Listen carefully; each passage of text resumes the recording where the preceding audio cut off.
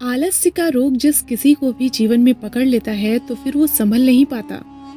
आलस्य से देह और मन दोनों कमजोर पड़ जाते हैं। आलसी व्यक्ति जीवन पर्यंत लक्ष्य से दूर भटकता रहता है। कहा भी गया है कि आलसी को विद्या कहाँ, बिना विद्या वाले को धन कहाँ, बिना धन वाले को मित्र कहाँ और बिना मित्र के सुख कहाँ। आलस्य क्या है, ये क्यों पैदा होता है और इसे कैसे खत्म किया जा सकता है? तो आइए इसे समझते हैं कहानी के माध्यम से।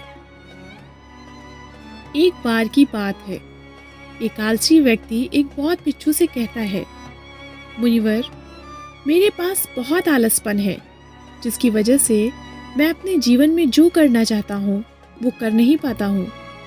कृपया मुझे कुछ रास्ता दिखाएं। तो बहुत बिच्छू उस आदमी से पूछते हैं, क्या तुम्हें पक्का विश्वास है कि तुम्हें आलसपन है? इस पर वो व्यक्ति कहता है, जी मुनिवर, केवल मैं ही नहीं, मेरे पूरे गांव के लोग कहते हैं कि मैं आलसी हूँ। वे बहुत बिच्छू उस व्यक्ति से कहते हैं, परंतु क्या तुम्हारे पास इस बात का कोई प्रमाण है कि तुम वाकई आलसी हो? वो व्यक्ति कहता है, मुनिवर, मैं जानता तो हूँ कि व्यायाम करना मेरे स्वास्थ्य के लिए अच्छा है, लेकिन मैं चाह कर भी ये नहीं कर पाता हूँ, क्योंकि मेरा आलस मुझे जल्दी सुबह उठने ही नहीं देता। इस पर बहुत बिच्छू कहते हैं, अच्छा, तुम इसी आलस से परेशान हो? व्यक्ति कहता है, जी मुनिवर, मैं इसी आलस्य से परेशान हूँ। बहुत बिच्छू कहते हैं, क्या तुम जानते हो कि आलस होता क्या है? इस पर वो व्यक्ति कहता है, मैं ये तो नहीं जानता कि आलस का अर्थ क्या है, परंतु ये जो भी है वो बहुत बुरा है।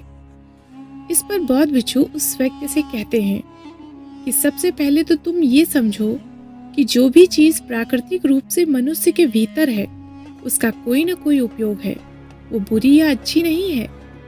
आलस्य एक भाव है, एक विचार है, जिसे जाने अनजाने में हम खुद ही पैदा करते हैं।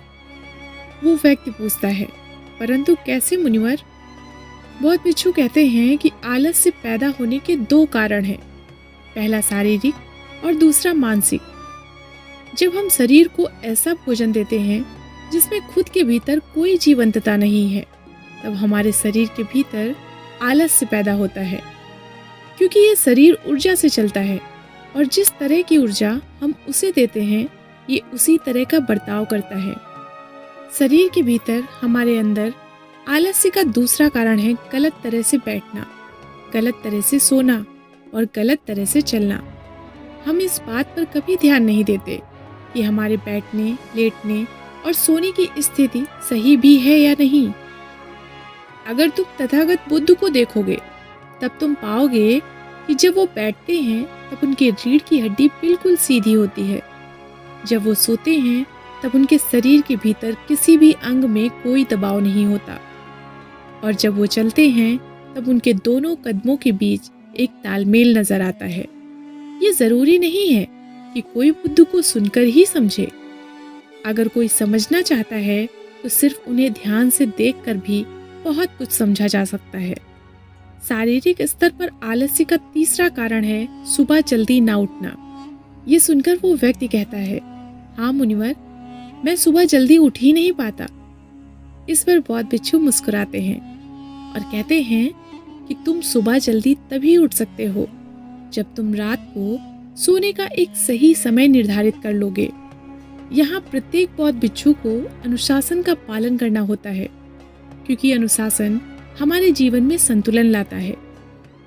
ज्यादातर लोग अनुशासन को बुरा समझते हैं, क्योंकि उन्हें लगता है कि अनुशासन उन्हें बांधता है, जबकि अनुशासन हमें बांधता नहीं बल्कि मुक्त करता है। तब वो व्यक्ति पूछता है, परंतु मुनिवर, शुरुआत कहाँ से करें? सही तरह से भोजन करने से, सही तरह से बैठने लेटने से, या चलने से, या सुबह जल्दी उठने से? इस पर बहुत बिच्छू कहते हैं कि शुरुआत अभी से करो। जो भी तुम इस समय कर रहे हो उसे ध्यान से करो।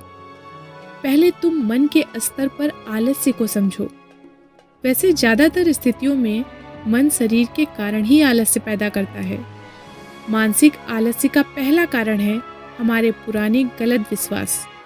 हमें लगता है कि हम पिछली बार भी नहीं कर पाए थे, इसलिए इस बार भी हमसे नहीं होगा। हम इस बात को नहीं देखते हैं कि इस बार और पिछली बार में बहुत अंतर है। अब हम मानसिक तौर पर वो नहीं हैं जो पहले थे। अब सब कुछ बदल चुका है। जब हम अपने आप को काबिल नहीं समझते, तब आलस हम पर हावी हो जाता है। और मानसिक आलस्य का दूसरा कारण है छोटी सोच वाले और आलसी लोगों का साथ देना। कभी कभी ऐसा होता है कि आलस्य हमारे भीतर नहीं होता, परंतु दूसरे लोगों से वो हमारे भीतर आ जाता है। ऐसा इसलिए होता है क्योंकि हम आलसी लोगों की संगति करते हैं। वो व्यक्ति कहता है, जी मुनिवर, ये एकदम सत्य है। ये बात तो मैंने भी अनुभव की है। फिर बौद्ध भिक्षु आगे कहते हैं कि मानसिक आलस्य का तीसरा कारण है मन का स्पष्ट ना होना। मान लो तुम एक वन में खो गए हो और शाम होने वाली है। तुम्हें ये नहीं पता कि तुम्हारा घर किस दिशा में है। तो क्या ऐसी स्थिति में तुम आलसी बनकर लेट जाओगे या फिर तुम अपने घर की तलाश में निकल पड़ोगे? वो व्यक्ति कहता है, मुनिवर, मैं अपने घर की तलाश में निकल पड़ूंगा। तब वे बौद्ध भिक्षु फिर कहते हैं कि अगर खूब प्रयास करने के बाद भी तुम्हें तुम्हारे घर का रास्ता नहीं मिला, तब तुम क्या करोगे? इस पर वो व्यक्ति कहता है, मुनिवर, मैं फिर भी तलाश में लगा रहूंगा, क्योंकि मेरे पास उसके अलावा और कोई विकल्प ही नहीं होगा।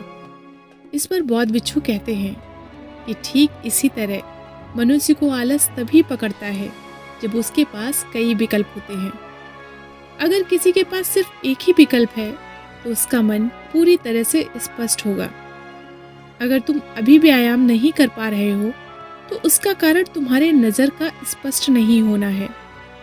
तुम अभी भविष्य में होने वाले रोगों को नहीं देख पा रहे हो। तुम अभी उन रोगों से होने वाली पीड़ा को महसूस नहीं कर पा रहे हो। फिर बौद्ध भिक्षु आगे कहते हैं कि आलस्य का चौथा मानसिक कारण है किसी काम को करने की कोई वजह ना होना। मान लो तुम एक रास्ते से कहीं जा रहे हो और बहुत देर तक चलते चलते तुम थक जाते हो। अब तुम्हारा चलने का बिल्कुल मन नहीं कर रहा, तुम्हें आलस आ रहा है। तभी तुम वहां देखते हो कि एक शेर तुम्हारे पीछे चला आ रहा है। तो क्या ऐसी परिस्थिति में भी तुम अपने आलस्य को लेकर वहां रुके रहोगे? नहीं ना। तो इस बात को समझो, आलस्य तुम्हें उसी काम को करने से रोकता है जिसे करने की कोई बड़ी वजह ना हो। इस पर वो व्यक्ति कहता है, धन्यवाद मुनिवर, अब मुझे आलस्य का सारा खेल समझ में आ गया। बौद्ध भिक्षु कहते हैं कि मेरी एक बात हमेशा याद रखना, जहाँ स्पष्टता है या कुछ करने की बड़ी वजह है, वहाँ आलस्य हो ही नहीं सकता।